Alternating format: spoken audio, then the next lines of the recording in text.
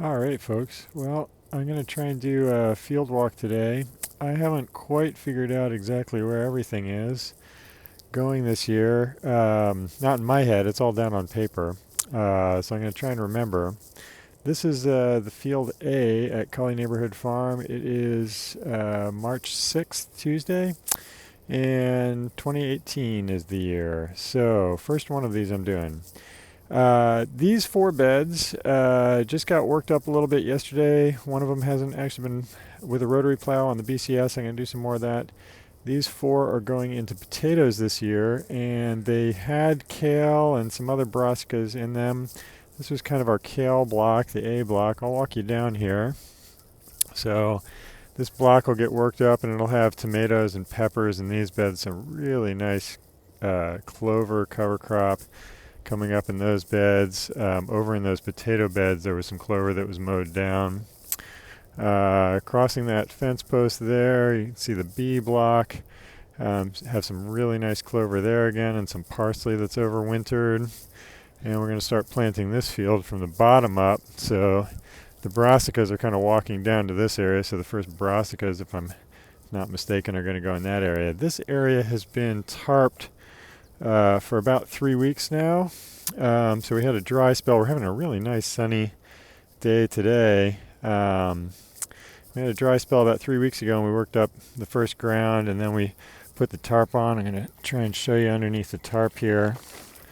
So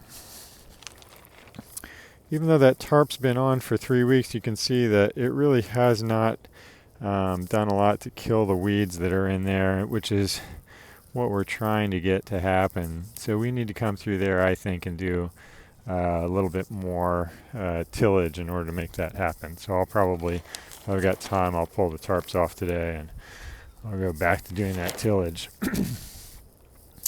Coming down here to the C section. This was where our corn, beans, and squash were last year. Those got mowed down about 3 weeks ago, but we didn't really do anything else there. Those beds are going to start to get planted in about 4 weeks. So Matt laid down some compost yesterday. I'll come through with a rotary plow and toss some soil up on top of that. And if we have a tarp, we'll stick it on there. I think that's actually going to be this year. This is going to be. I'm forgetting, but I'm pretty sure it's going to be greens and lettuce. I think that's actually Hakurei turnips maybe that are going in there first, or maybe it's one of the first plantings of choy or something like that. This is where our alliums were last year. Again, we had a bit of a rye vetch clover crop that got mowed down. Wasn't quite as strong a stand as we would have liked, so a lot of weeds were in there, so we went ahead and mowed that down a few weeks ago.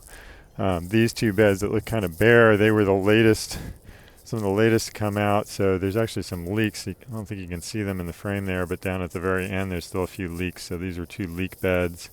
And then we actually did get some really nice Ryan vetch cover crop into these, so that'll feed the soil nicely. I believe this is going to be the corn, beans, and squash field this year, and that doesn't get planted until May. So the cover crop that does exist will have a nice opportunity to get some good maturity on it and to feed that squash. Hopefully some of that got mowed down actually will come back.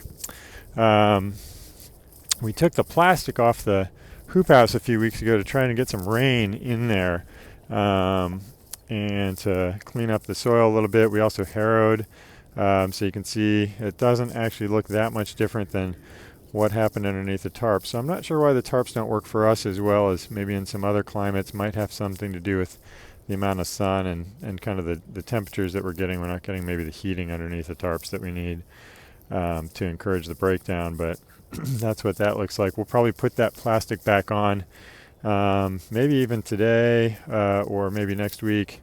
Start to get some of those ready for early greens coming in mid-May.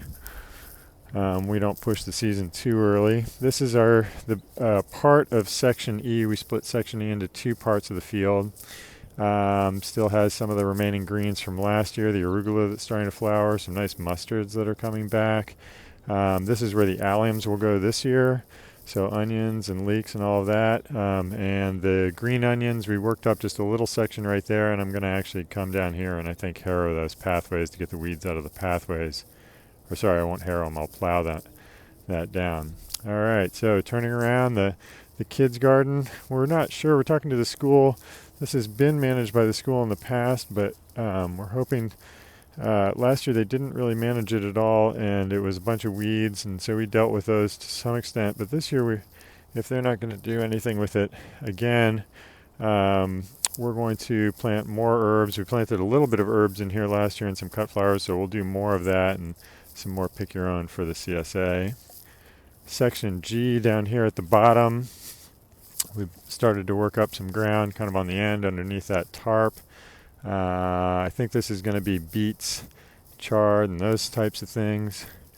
And then walking back up here, and this is where potatoes and tomatoes were last year, and nice cover crop in there where the potatoes had been. The tomatoes and the peppers came out a little bit late for us to get cover crop in, and we did put it down some clover, I think, but I don't think that came up very well.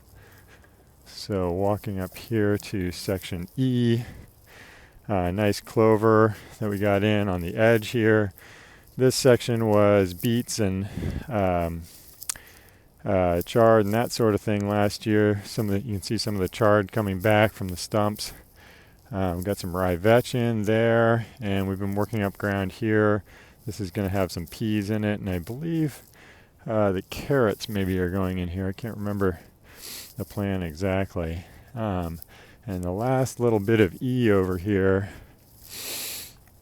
So we split the E field into that lower section and this upper section. They still has some remaining chicories that never got harvested or maybe are coming back a little bit. Some nice weeds for covering the soil. And we'll start working that up later because that's going to have some of the summer cucurbits like summer squash and cucumbers. So that's the field tour for today. Hope that was informative, and I'll try and do another one sometime in about a month. Have a great time until then.